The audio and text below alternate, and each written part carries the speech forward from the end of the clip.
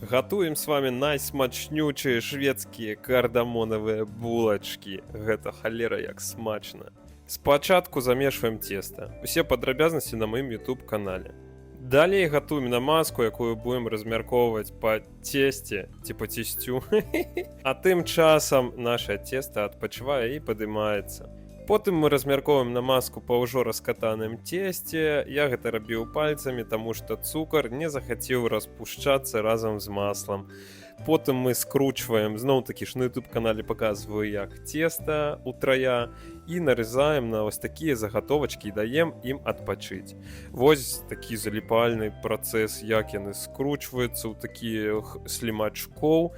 І калі мы накруцілі ўсе, а з маёй палавінчатай рэцэптуры атрымалася 11 загатовачак булачак, мы ім даем адпачыць. Разаграваем духовачку на 180 градусаў і ставім выпекацца.